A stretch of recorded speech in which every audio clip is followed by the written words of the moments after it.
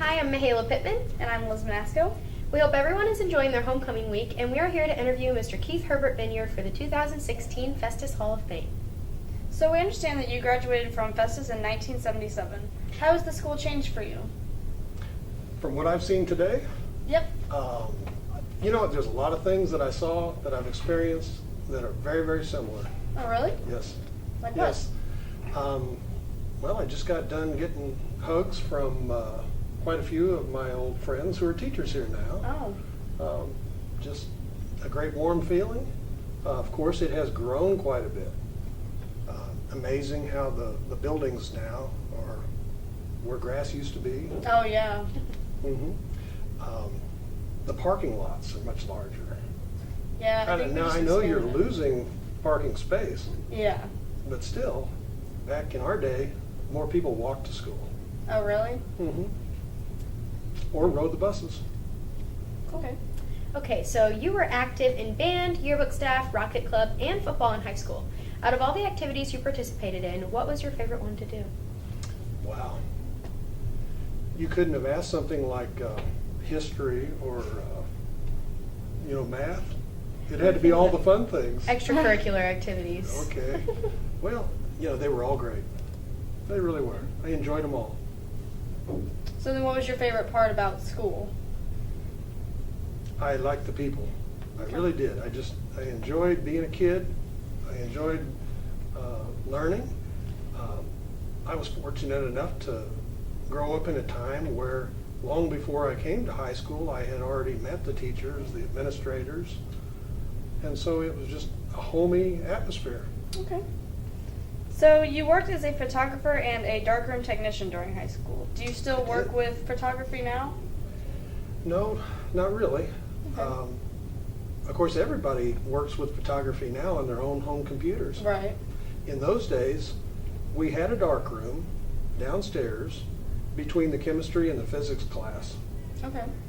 And we did black and white photography. We also did some color slides and even some color prints, which in those days were very expensive and difficult to do. You also did photography in college, right? I did. Okay. When I went to Jeffco, I worked as their school photographer in the Office of Public Information. Oh, okay. Dave Braun ran that. And I guess that was really the last time I did photography. I went from there up to Central Methodist. But during my time at Jefferson College, I would go to school during the day. Throughout the day, I might have to go take pictures. In the evenings, I took pictures at all their events, and there were many times where I'd be home very late. I'd travel with the athletic teams, or I would be in the darkroom, and it really consumed a lot of my spare time. Sounds fun, though. Photography is fun. It was fun. It was an experience. I'm certainly glad I had it. Okay. Okay, so you have always had an interest in rockets, such as flying model rockets as a child. You also introduced the Team America Rocketry Challenge to mentor local student teams to design, build, test, and launch model rockets, and even pass down the hobby to your children. Why have rockets always played such an important role in your life? Because they were fun.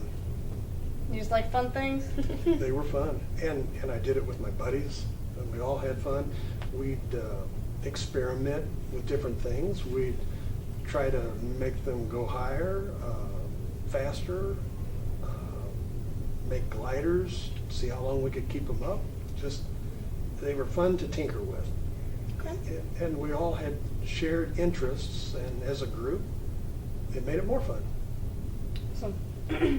So you've done a lot of community service in Festus, like being a 31-year member of the Festus Crystal City Rotary Club, where you served as the club's president for its 50th year anniversary.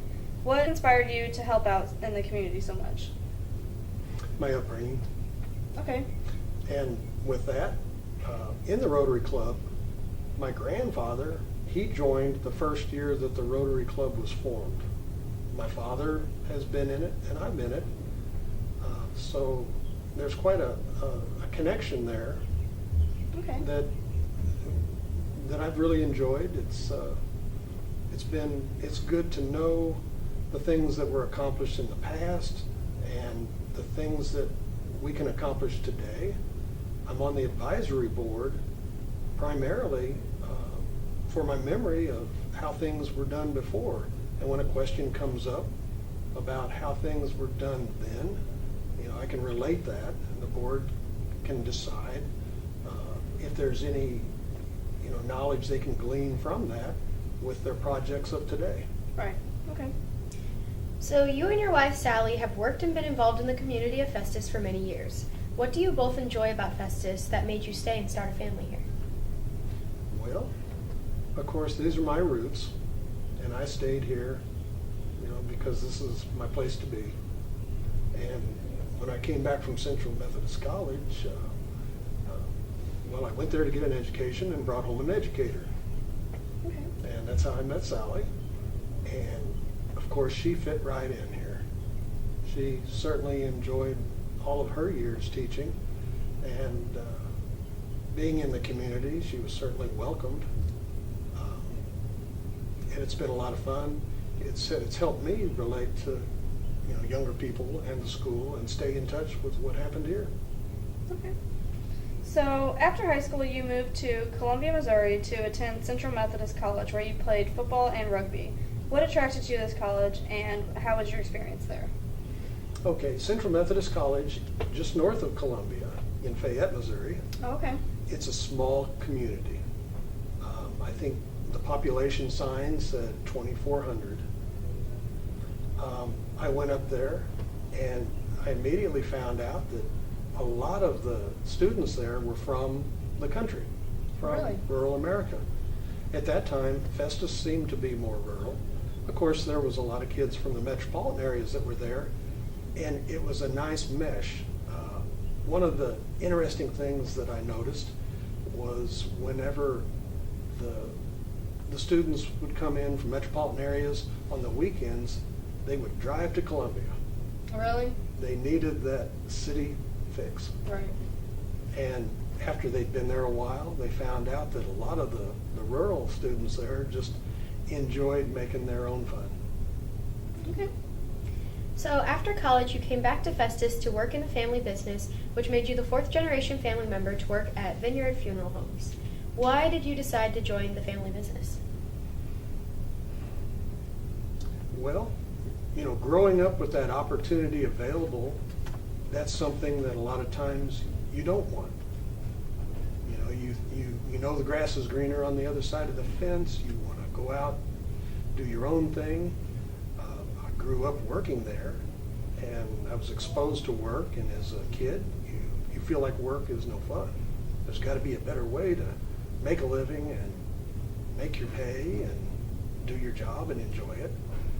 And when you get down to it, I realized that happiness is relative, and you make it what it is. And being in this type of business, you get to be very close with people, and you get to do things for the community and the people that you've grown up with, and people that did things for you. And so it was a good change. I did the right thing. I also felt like at some point, being the only son, I would have to come back and take care of the business. Right.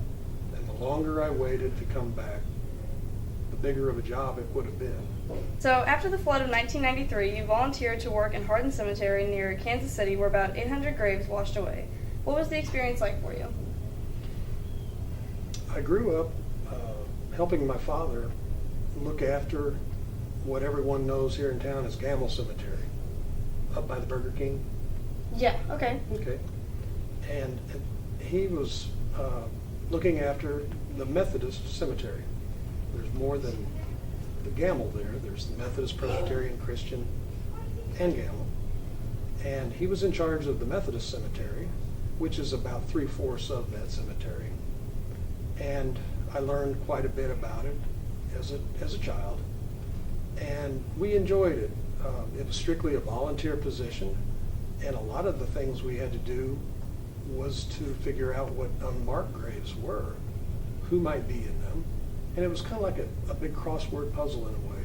So it was an ongoing, almost hobby, you might say. When this cemetery flooded, it was along a levee. The levee was breached by the flood of '93, and it created a scour hole through the ground, through the center of this cemetery, which was probably 50 to 60 feet deep. So everything was washed out. A massive recovery effort was made that covered about 64,000 square acres.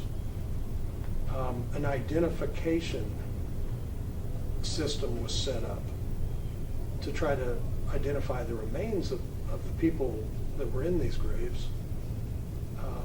There was a reburial and a dedication on higher ground next to the cemetery. It was really an incredible experience. It was an education that I got that very few people will ever get to observe. Not like you'd really want to, but it meant a lot to the people who did the work to try to restore it. And my father and I primarily used the knowledge that we had, that we gained through working in the Methodist and Presbyterian cemeteries, to go up into this small community and figure out what parts of the cemetery were affected and who was in these affected parts. The cemetery had never been platted before, so they really didn't have an accurate account. But there were ways that we accumulated some records of who should be where, but there was no measurements of how far apart they were. But by that, we did manage to make an accurate accounting of what was there. Something that I hope we never see again. Okay. And finally, what does being inducted into the Hall of Fame mean to you? That's an incredible honor. I certainly feel like there's plenty of other people that I grew up with that should be here ahead of me. It's like a steamroller. It's kind of a bittersweet situation. Thank you, Mr. Vinyard, for joining us today, and we hope everyone has a fun and safe homecoming. And thank you, ladies.